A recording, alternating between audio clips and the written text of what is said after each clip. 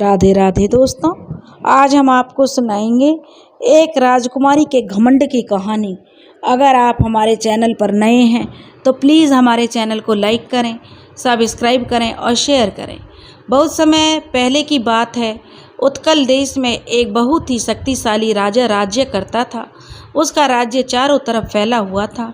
उसकी एक बहुत ही सुंदर और बुद्धिमती पुत्री थी, जिसकी आवाज़ बहुत ही सुरीली थी। वह आवाज़ की साम्राज्ञी थी। एक बेहतरीन नृत्यांगना होने के साथ साथ उसे वेद ग्रंथों का भी खूब ज्ञान था। ऐश्वर्या उसका नाम था। ऐश्वर्या को अपने रूप रंग का बड़ा ही घमंड था। वह अपने रूप रंग के आगे उसे कोई भी नहीं भाता था। उसे काफ़ी गर्व रहता था कि वह बहुत ही खूबसूरत है और बहुत ही समझदार है। 21 वर्ष की होने पर उसके पिता ने कहा, पुत्री, मैं तुम्हारे लिए स्वयंवर आयोजित कर रहा हूँ। इसमें देश भर से राजा राजकुमारों को आमंत्रित किया जाएगा। जिसे तुम चाहो अपना वर चुन सकोगी। राजकुमारी ने कहा, पिताजी, मेरा स्वयंवर साधारण नहीं होना चाहिए। जिसे मैं अपना जीवन साथी चुनूंगी वह विशेष व्यक्ति होना चाहिए। ऐसा युवा होना चाहिए जो सर्वोत्तम हो, सर्वोत्तम से भी बढ़कर हो। ऐश्वर्या के पिता बोले, बेटी, कौन कितना सर्वोत्तम है यह तुम्हें कैसे मालूम पड़ेगा।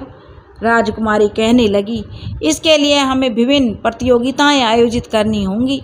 सभी प्रतियोगिताओं को जीतने वाला सर्वश्रेष्ठ और उपयुक्त माना जाएगा। फिर किस किस तरह की प्रतियोगिता होनी चाहिए, राजा ने पूछा। तो राजकुमारी ने बोली, तीरंदाजी, गायन, नृत्य कला, शास्त्र ज्ञान और सौंदर्य। तो राजा बोले, ठीक है। राजकुमारी ने कहा राजा कहने लगा, मैं रतन से कह देता हूँ, वह स्वयंवर की सभी विद्याएं करनी शुरू कर देगा। रतन राज्य के जो मंत्री था उसका पुत्र था। ऐश्वर्या और रतन दोनों एक साथ पले बड़े थे। किसी को भी नहीं मालूम था कि रतन मन ही मन राजकुमारी ऐश्वर्या को चाहता था। वह जानता था कि ऐश्वर्या से विवाह करने की उसकी बहुत ही अभिलाषा है, लेकिन कभी भी वह अपने प्यार को व्यक्त नहीं कर सकता था। अब वह ठहरा एक मंत्री का बेटा और वह ठहरी एक राजा की बेटी राजकुमारी, और वह भी इतने बड़े देश की राजकुमारी, राजवंश की राजकुमारी। 6 महीने बाद प्रतियोगिताएं प्रारंभ हो गईं। दूर देश से राजा, महाराजा, राजकुमार और राजसी पुरुष उसमें भाग लेने पहुँचे। सभी प्रजावासियाँ एक एक प्रतियोगी को प्रतिभाओं को देख रहे थे। हफ्ते भर ये प्रतियोगिताएं चलती रहीं। 8वें दिन परिणाम घोषित किए गए। कोई भी राजा या राजकुमार स्पष्ट रूप से विजेता नहीं बन पाया। कौशल देश का राजकुमार कामदेव सबसे सुंदर था, तो उल्लास राज्य का राजकुमार प्रकृत गायन में प्रवीण था। कीर्ति नगर का नित्यानंद नृत्य में प्रवीण था। उसने नृत्य में अपना लोहा मनवाया था। कांजीपट्टनम के पराक्रम सर्वोत्तम तीरंदाज घोषित किए गए। शास्त्र ज्ञान में स्वस्तिपुर के ज्ञानचंद विजयी रहे। अब क्या किया जाए पिताजी, राजा साहब ने राजकुमारी से पूछा। इन्हीं में से तुम्हें अपना वर चुनना है, राजकुमारी ने कहा। राजा ने कहा, पुत्री, इनमें से अपना वर चुन लो। राजकुमारी ने कहा, राजा जी, लेकिन इनमें से कैसे? पिताजी, मैं तो चाहती थी कि मैं सबसे सर्वश्रेष्ठ वर चुनूंगी, पर ये प्रतियोगी तो एक एक ही गुण है इनमें श्रेष्ठ। राजा कहने लगा, मैं तो कहता हूँ कि इन 5 युवकों को यहाँ कुछ दिन के लिए अतिथि के रूप में रहने दो। शायद यह सामने आ जाए कि इनमें से कौन सबसे ज़्यादा सर्वश्रेष्ठ है। राजा को राजकुमारी की सलाह अच्छी लगी। इस तरह 5 राजकुमार महल में कुछ दिन और रहने लगे। राजकुमारी को सबसे श्रेष्ठ राजकुमारी के आगे 5 राजकुमार स्वयं को सबसे ज़्यादा श्रेष्ठ सिद्ध करने की हर संभव प्रयास करने लगे। सूर्य की पहली किरण के साथ राजकुमारी ऐश्वर्या को प्रकृति की मधुर आवाज़ में रोमांचकारी गीत सुनने को मिलते, तो वहीं बगीचे में खड़ा गा रहा होता था राजकुमार। जैसे ही वह सीढ़ियों से उतरकर नीचे आती तो राजसी वेशभूषा में सजा धजा कामदेव राजकुमारी के समक्ष अपना प्रणय निवेदन रखने के लिए खड़ा रहता। इसके बाद ज्ञानचंद राजकुमारी के साथ वेदों और उपनिषदों पर विचार विमर्श करना शुरू कर देता। फिर पराक्रम भी कहाँ पीछे रहता, वह भी राजकुमारी को अपनी धनुर्विद्या का प्रदर्शन दिखाता। शाम के समय जब सब अपने कक्ष में आराम कर रहे होते तो नित्यानंद उसे नृत्य कक्ष में अपना शास्त्रीय नृत्य दिखाने के लिए बुला लेता। जैसे जैसे राजकुमारी ऐश्वर्या उनके साथ समय बिता रही थी वैसे वैसे उनकी उलझन बढ़ती जा रही थी। किससे विवाह करे किससे ना करे, इस प्रश्न का उत्तर तलाश कर पाना उसके लिए बड़ा कठिन हो गया था। यह दुविधा उसने रतन को बताई कि रतन पांचों राजकुमारों में से वह किसका चयन करे। अब इसमें आपकी कोई सहायता हो तो मेरी सहायता कर दीजिए। राजकुमारी ऐश्वर्या, ये निर्णय तो आपका ही है, राजकुमार रतन कहने लगा। इसमें मैं आपकी क्या मदद कर सकता हूँ, वह बोला। वह राजकुमारी कहने लगी, मेरा मतलब है कि मैं चाहती हूँ, मुझे नहीं पता कि मैं किसको अपना चयन करूँ। राजकुमार अपना सिर झुकाकर बोला, विवाह के लिए आप किसी व्यक्ति की तलाश कर रही हैं या किसी गुण विशेष की? स्वाभाविक है, किसी व्यक्ति को चिढ़कर ऐश्वर्या ने जवाब दिया। तो आप उन गुणों की धुन क्यों सवार है आप में?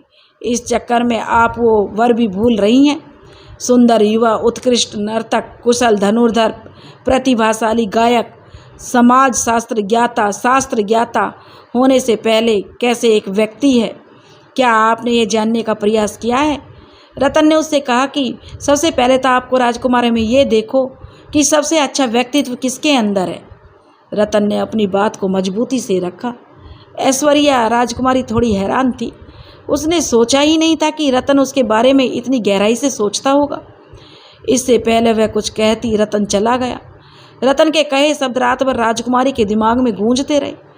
अगले दिन मौसम बहुत सुहाना था। पांचों राजकुमार और राजकुमारी ऐश्वर्या दक्षिण के जंगलों में भ्रमण के लिए निकले। रतन भी उनके साथ था। वह भूल गई कि उसके साथ सुरक्षाकर्मी नहीं है। ऐश्वर्या राजकुमारी जो राजकुमारों से बात करती हुई चली जा रही थी। इसी बीच समय कैसे बीत गया उन्हें पता ही नहीं चला। तभी रतन रुका और बोला, अब हमें वापस चलना चाहिए। लेकिन क्यों? कामदेव राजकुमार ने पूछा। अंधेरा होने वाला है, हमें समय से राजमहल लौट जाना चाहिए। तुम्हें डर तो नहीं लग रहा ना रतन? नित्यानंद ने हंसते हुए कहा।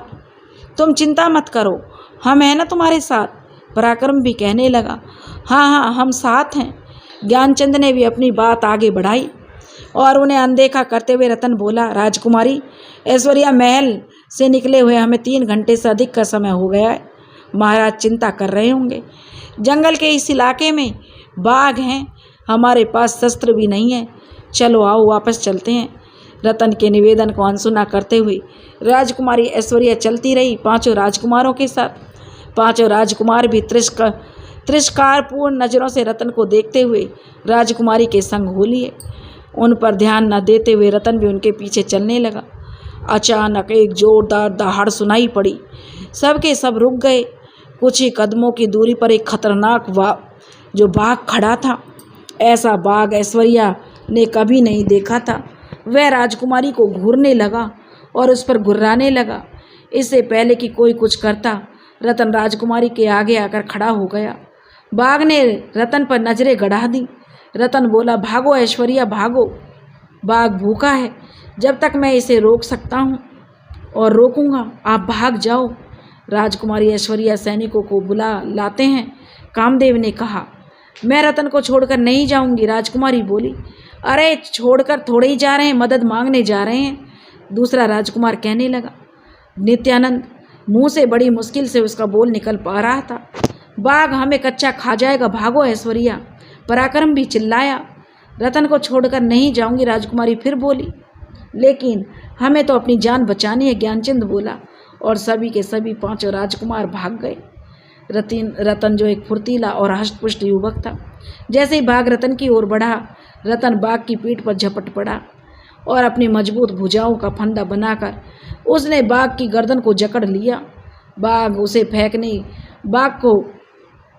उसे फेंकने का भरकस प्रयास किया, लेकिन रतन डटा रहा। तभी बाघ ने जोरदार चीख निकली और वह शांत पड़ गया। राजकुमारी ने पलटकर देखा, सुरक्षाकर्मी पहुंच चुके थे। उनके चलाए तीरों से बाघ धराशायी हो गया था। रतन उठकर खड़ा हो गया।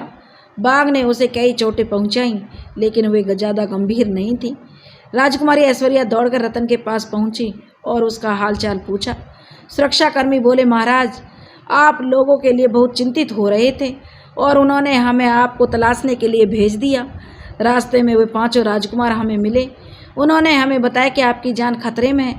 अगले दिन ऐश्वर्या रतन से मिलने पहुंची कि कैसे हो रतन तुम? तो रतन ने से कहने लगा कि मैं ठीक हूँ। राजकुमारी कहने लगी, तुम्हें मैं अपना निर्णय बताने आई हूँ। अच्छा? तो रतन कहने लगा, किसे चुना है आपने? गायक को, नर्तक या धनुर्धर या शास्त्र ज्ञाता को, या फिर वह सुंदर युवक? रतन ने उत्सुकता से पूछा। राजकुमारी कहने लगी, नहीं नहीं, इनमें से कोई भी मेरा पति बनने के योग्य नहीं है। मैंने एक ऐसे व्यक्ति को चुना है जो आप अपने से अधिक मेरे जीवन को महत्व देता है। रतन सिर उठाकर ऐश्वर्या के चेहरे की ओर घूर कर देखा और पूछा, क्या आप सच कह रही हैं राजकुमारी ऐश्वर्या?